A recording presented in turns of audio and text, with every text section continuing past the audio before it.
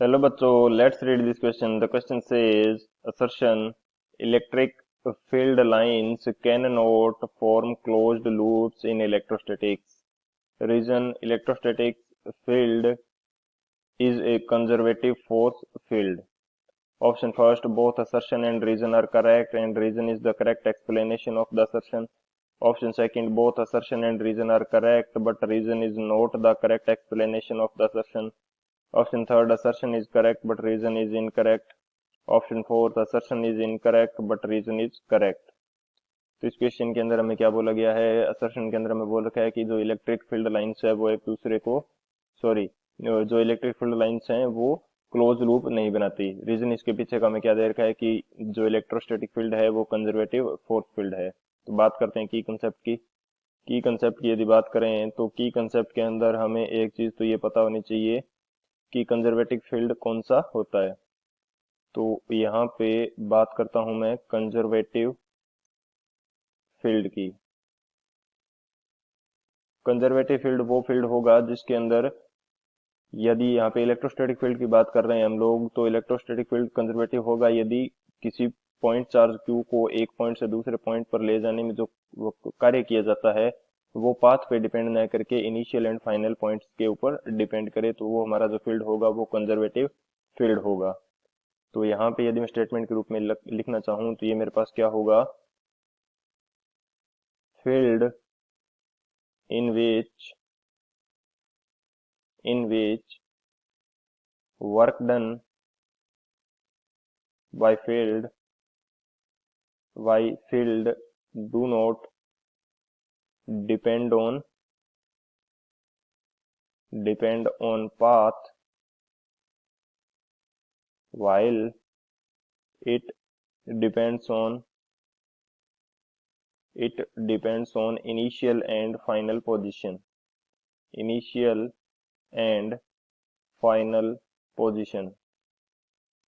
ये हमारा जो फील्ड होगा ये कंजर्वेटिव होगा यदि वर्क डन जो इसके द्वारा किया जा रहा है वो पाथ पे डिपेंड न करके इनिशियल एंड फाइनल पोजीशन के ऊपर डिपेंड करे, तो ये हमारा फील्ड क्या कहलाएगा? Conservative field. तो एक तो हमारा की कंसेप्ट ये हो जाता है. सेकंड की कंसेप्ट हमारे पास क्या होगा कि इलेक्ट्रिक फील्ड लाइंस हैं जो क्लोज लूप नहीं बनाती. यदि ये क्लोज लूप बनाएंगी तो हमारे पास इस जो इलेक्ट्रिक फील्ड का ओरिजिन है एंड टर्मिनेटिंग पॉइंट है वो सेम मिल जाएगा, जो कि पॉसिबल नहीं है. क्योंकि हम लोग क्या शो करते हैं कि इलेक्ट्रिक फील्ड की जो डायरेक्शन है वो पॉजिटिव चार्ज से बाहर की तरफ होती है. सभी डायरेक्शन के अंदर पॉजिटिव चार्ज से बाहर की तरफ इलेक्ट्रिक फील्ड की डायरेक्शन शो की जाती है, एंड नेगेटिव चार्ज की तरफ ये हमारे पास डायरेक्शन होगी इलेक्ट्रिक फील्ड की. सो इलेक्ट्रिक फील्ड लाइंस जो हैं ये हमारी पॉजिटिव चार्ज से निकलती है एंड जो नेगेटिव चार्ज है उसके ऊपर टर्मिनेट होती है. यदि मैं यहाँ से ये डायरेक्शन शो करना चाहूँ तो ये कुछ इस प्रकार से होगी कि पॉजिटिव चार्ज से निकलेगी electric field line and negative charge के ऊपर टर्मिनेट होगी. अब यदि ये फील्ड लाइन हमारे पास क्लोज लूप बना लेंगी तो ये फील्ड लाइंस इस नेगेटिव से पॉजिटिव की तरफ दिखाई देंगी, जो कि हमारे पास पॉसिबल नहीं है. क्योंकि नेगेटिव पॉजिटिव से हमेशा इलेक्ट्रिक फील्ड लाइंस बाहर निकल सकती हैं. इस पॉइंट पे यहाँ पे हमारे पास क्या होगी, जो इलेक्ट्रिक फील्ड लाइन है ये टर्मिनेट होती हुई दिखाई दे रही है, जो कि पॉसिबल नहीं है. ये यहाँ पे मैं क्रॉस लगा देता हूँ कि ये गलत है. ये दो हमारे पास की कंसेप्ट हो गए. इन दोनों की कंसेप्ट की हेल्प से इस क्वेश्चन को सॉल्व करते हैं. सॉल्यूशन की यदि बात की जाए तो जो असर्शन के अंदर हमें स्टेटमेंट दे रखा है कि electric field lines close loop नहीं बनाती, ये तो हमारा करेक्ट हो जाएगा. ये हमने डिस्कस कर भी लिया कि ये क्लोज लूप नहीं बनाती एंड इसके पीछे का रीजन क्या है कि वहां पे टर्मिनेटिंग पॉइंट एंड जो इमर्जिंग पॉइंट है वो एक चार्ज मिल जाएगा, जो कि पॉसिबल नहीं है. असर्शन तो हमारा करेक्ट है. रीजन इसमें क्या देखा है कि इलेक्ट्रोस्टैटिक जो फील्ड है वो कंजर्वेटिव नेचर का होता है. तो यदि मैं यहाँ पे शो कर लेता हूँ कि ये मेरे पास पॉइंट ए है एंड एक पॉइंट मेरे पास बी है, तो ए पॉइंट से बी पॉइंट की तरफ एक पॉइंट चार्ज क्यू को ले जाया जा रहा है. तो यहाँ पे जो वर्क डन होता है इस चार्ज को ले जाने में ये पाथ पे डिपेंड न करके इसकी इनिशियल एंड फाइनल पोजीशन के ऊपर डिपेंड करता है.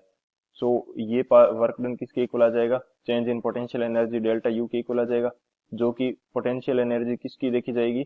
Final point minus initial point के इक्वल होगी. ये जो वर्क डन है ये फाइनल पॉइंट की potential energy minus initial point की जो पोटेंशियल एनर्जी है उन दोनों के डिफरेंस के इक्वल हो जाएगा वर्क डन। यदि मैं इस पाथ को चेंज करके इस चार्ज को किसी और पाथ से बी पॉइंट की तरफ लेके जाता हूं तो भी मेरा वर्क डन सेम आएगा। एंड यदि मैं कोई और पाथ अज्यूम कर लेता हूं बी पॉइंट तक जाने के लिए तो भी मेरा जो वर्क डन है वो सेम आएगा। सो हमारा यहाँ पे रीजन भी करेक्ट है, क्योंकि ये यदि वर्क डन सेम आता है तो जो फील्ड है वो कंजर्वेटिव नेचर का होगा। एंड ये प्रैक्टिकली प्रूव्ड है कि ये वर्क डन हमेशा सेम आएगा ए से बी पॉइंट के लिए। तो जो हमारा फील्ड है वो इलेक्ट्रोस्टैटिक फील्ड होता है वो कंजर्वेटिव नेचर का होता है।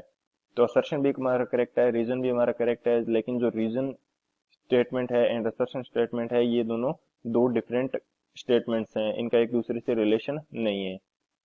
सो बात करते हैं ऑप्शन की, कौन सा ऑप्शन करेक्ट हो जाएगा। जो बी ऑप्शन है, both assertion and reason are correct but reason is not the correct explanation of assertion, तो ये हमारा करेक्ट होगा। So option B is the final answer. I hope you understood it well. Best of luck. Thank you.